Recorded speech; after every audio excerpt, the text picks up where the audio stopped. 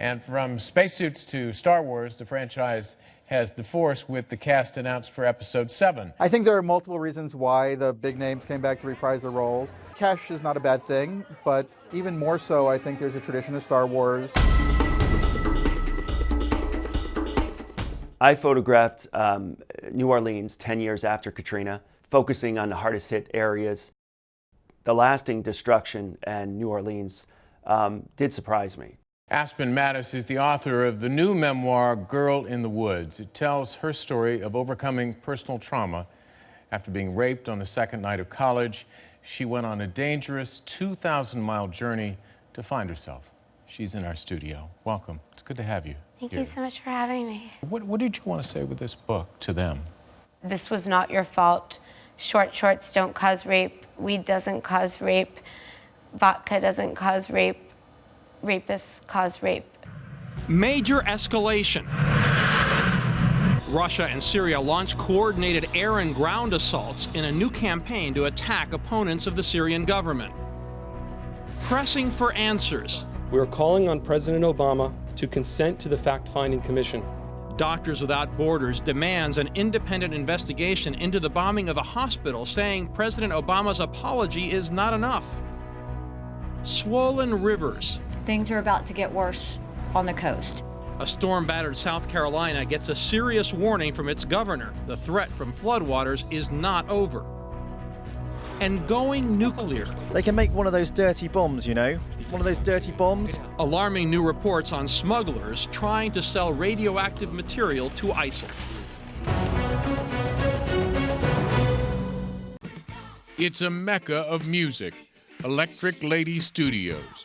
Walking its halls is like taking a trip through platinum-selling history.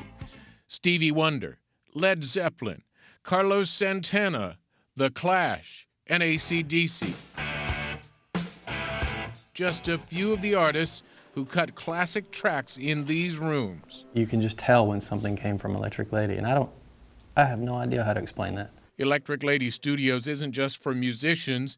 It was created by one of the greatest. Jimi Hendrix turned an old nightclub on this street in New York's Greenwich Village into a psychedelic recording lair.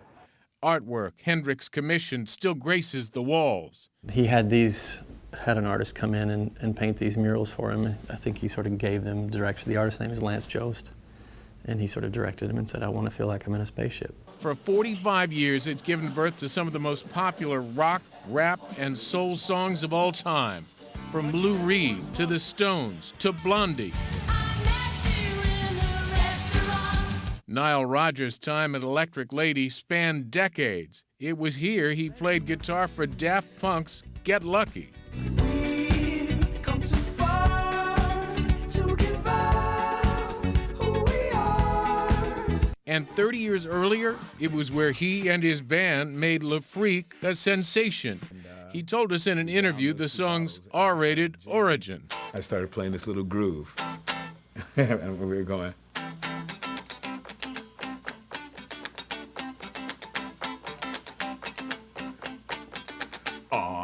F off. F Studio 54. F off. What makes Electric Lady so special? You know, look, the great thing about the traditional recording studio, and especially a place like this with all the history, is you're going to be inspired. For musicians, it's much more than a studio. It's a magical place where music comes to life. I'm coming out. I want the world to know. After hearing so many stories of individuals that I felt weren't being portrayed in the media or by politicians, out of this frustration, I had this idea that was born to try and erase this border. And thinking as a conceptual visual artist, what I had in my arsenal of weapons was paint. And it was a very peaceful action in which I just literally scaled up a 15-foot ladder and began erasing it by painting the fence sky blue. And I did it wearing a little black dress and stilettos. You know, in Mexico, this idea of wearing black is luto, which is mourning someone's death for a year after they've died. And so for me, it was paying homage to all the hundreds and thousands of people that had died attempting to cross the border. For me, the wall is a fabric of so much aggression and so much sadness and frustration. So many people that have died at this site trying to have more opportunities and better lives.